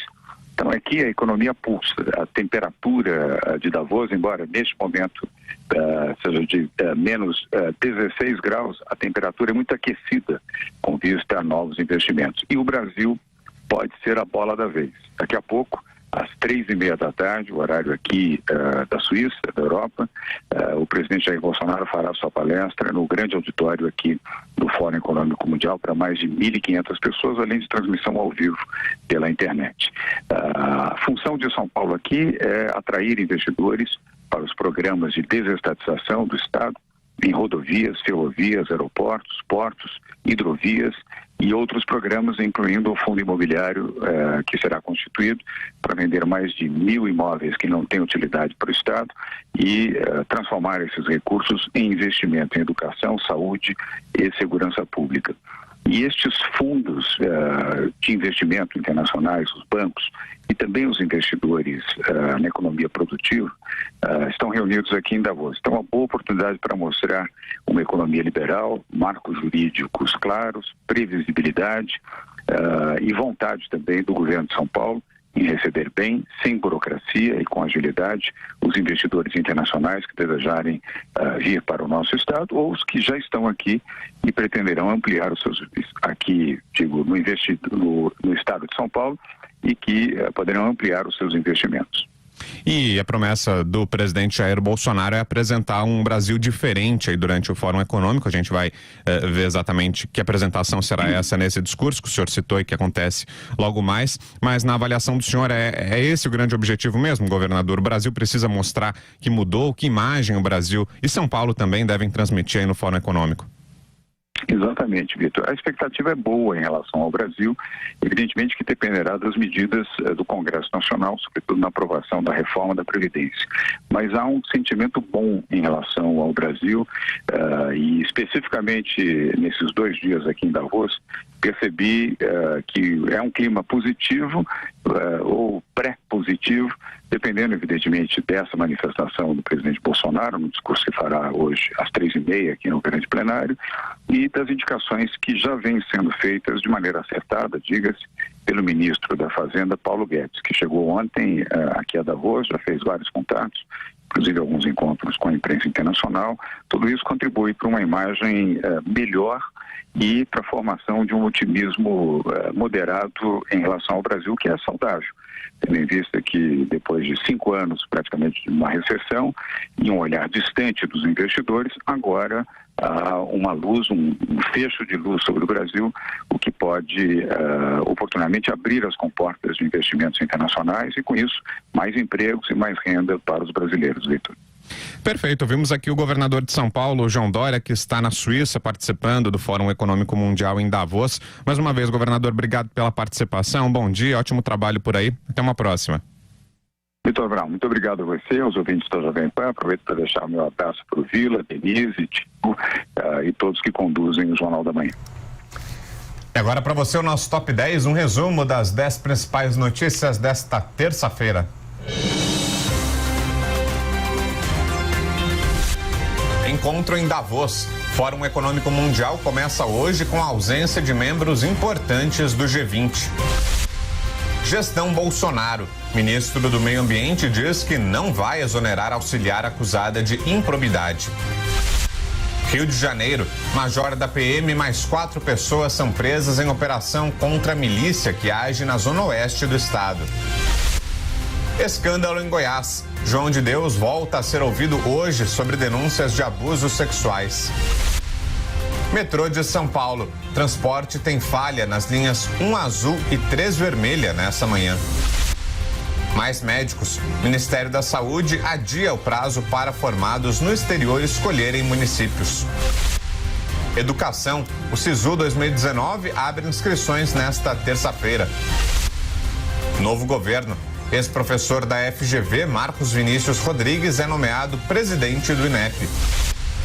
Avião desaparecido. Jogador argentino Emiliano Salá embarcou na França e não foi mais visto. Cantor preso.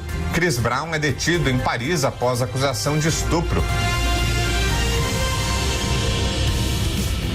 Uma força-tarefa do Ministério Público e da Polícia Civil do Rio de Janeiro prendeu nesta terça-feira 5 suspeitos de integrar uma milícia que age em grilagem de terras. Entre eles está um major da PM e um tenente reformado.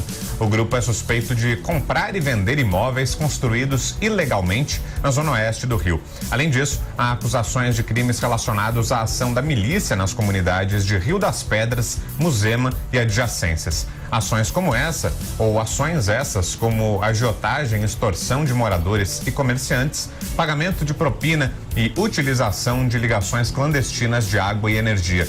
Foram presos Maurício Silva da Costa, o tenente reformado Maurição e Ronald Paulo Alves Pereira, o major da PM conhecido como Ronald ou Tartaruga. Ele foi homenageado em 2004 pelo então deputado estadual Flávio Bolsonaro, que propôs uma moção de louvor. Um foragido, o capitão Adriano, também recebeu a mesma comenda do filho do presidente um ano antes. E mais de 30 fuzis já foram apreendidos nesse ano no Rio de Janeiro. Quem tem detalhes é o Rodrigo Viga. Polícia do Rio de Janeiro já apreendeu mais de 30 fuzis neste ano de 2019 que mal começou. A última apreensão aconteceu no Morro dos Macacos, em Vila Isabel, nesta segunda-feira, zona norte do Rio de Janeiro, durante uma grande operação. Houve prisões e apreensões também, mas o que chamou a atenção foi a apreensão de um fuzil AK-47 com alto poder de destruição. Segundo uma contabilidade feita pela Polícia do Rio de Janeiro, pelo menos 30 fuzis já foram apreendidos neste ano de 2019. Temos pouco mais de 3 semanas em 2019, o equivalente a 10 fuzis apreendidos por semana ou mais de 1 por dia. A Polícia do Rio de Janeiro tem se esforçado para tentar diminuir o poder de armas dos traficantes do Rio de Janeiro. Mas a estratégia agora vai ser utilizar mais inteligência e ir direto na fonte. Quem são os produtores, distribuidores e fornecedores dessas armas de grosso calibre que fazem semanalmente, diariamente, vítimas na cidade e no estado do Rio de Janeiro. Só lembrando que este ano 4 policiais militares já morreram, já foram vários casos de balas perdidas e muitas ocorrências com armas de fogo. Do Rio, Rodrigo Viega. O Ministério da Saúde alterou em cerca de 2 semanas o prazo para que integrantes do programa Mais Médicos, sendo brasileiros ou estrangeiros formados no exterior, escolham os municípios de atuação. Segundo o anúncio feito pela pasta nesta segunda-feira, os nativos com diploma de fora do país devem escolher os locais onde irão trabalhar nos dias 7 e 8 de fevereiro. Já os estrangeiros formados fora do Brasil terão os dias 18 e 19. Existem 1.460 vagas disponíveis, de acordo com o último balanço divulgado pelo Ministério da Saúde. Isso abrange cerca de 17%, mais de 8.500 postos de trabalho abertos na seleção para o programa. Empresários reclamam da dificuldade de acesso ao presidente Jair Bolsonaro. De Brasília, José Maria Trindade. Pois não. Olha, empresários, sindicalistas, patronais e representantes de grupos estão com dificuldades para encontrar ali o caminho do 3º andar do Palácio do Planalto. Assim como os políticos, os grandes capitalistas que tinham trânsito livre com poder ainda não encontraram a fórmula de aproximação do governo Bolsonaro. O presidente em exercício, o general Hamilton Mourão, acaba sendo transformado em Muro das Lamentações. Mas a mais de um interlocutor, ele respondeu que não tem poderes para falar em nome do governo e muito menos garantir as agendas exclusivas, os tais encontros reservados com o presidente. Interlocutores dizem que apesar da conversa fácil, cafezinho, água, o general Mourão fala pouco e não promete nada. A dificuldade de adaptação era esperada e aliados do próprio presidente Jair Bolsonaro admitem que chegou a hora da institucionalidade. Nada mais do que isto. Pessoas como o presidente da Confederação Nacional da Indústria e de outras confederações e donos de grandes grupos empresariais terão que encaminhar as demandas para os ministros das áreas e não para o presidente da República, como era antigamente. A avaliação é de que, destes encontros privados, fechados, reservados, é que nascem as propostas indecentes e não republicanas, que o presidente Bolsonaro quer evitar. Assunto para chegar à mesa do presidente passa por filtros programados. De Brasília, José Maria Trindade. Agora 11h53 e o estado de Goiás é o 7º a decretar calamidade financeira. Os detalhes na reportagem do Afonso Marangoni. Após decretar calamidade financeira, o governador de Goiás, Ronaldo Caiado, do Democratas, disse que a medida é uma radiografia do momento pelo qual passa o estado. Segundo o governador, Goiás hoje não tem capacidade de arrecadação para quitar os compromissos. Caiado defendeu que, diante do quadro financeiro, deve haver um esforço para manter serviços essenciais. E nesta hora a situação do estado é buscar o máximo da participação de todos, no sentido de poder abastecer hospitais, de poder das condições mínimas de funcionamento ao setor de segurança pública, de educação, de saúde. Então, diante deste quadro, está mais do que claro, evidente, o colapso financeiro do estado de Goiás.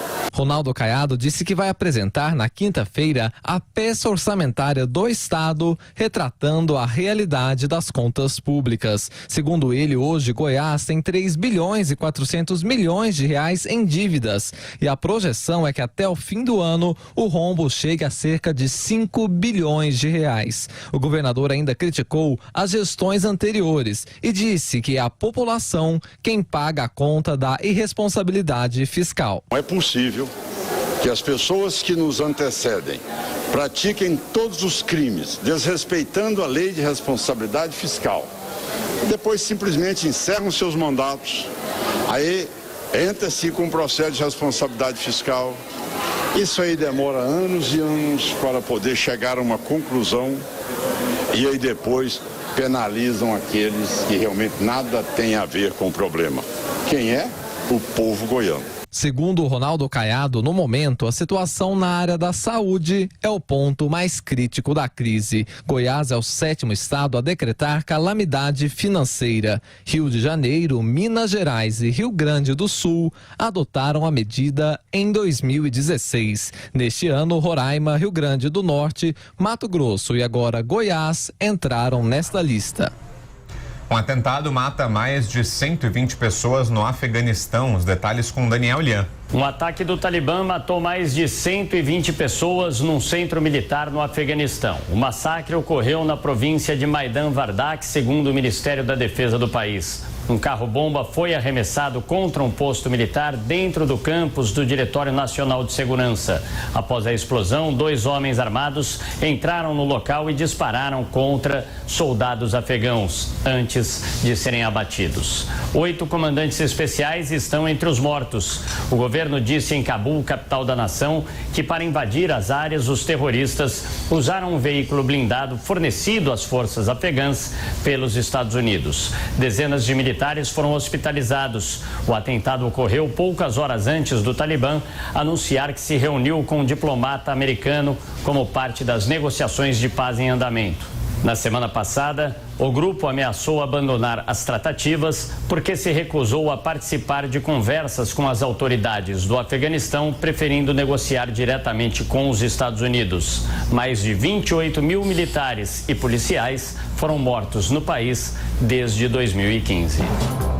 Agora 11h57, termina aqui o Jornal da Manhã, segunda edição. Muito obrigado a você ouvinte, a você internauta pela companhia, pelo carinho da sua audiência.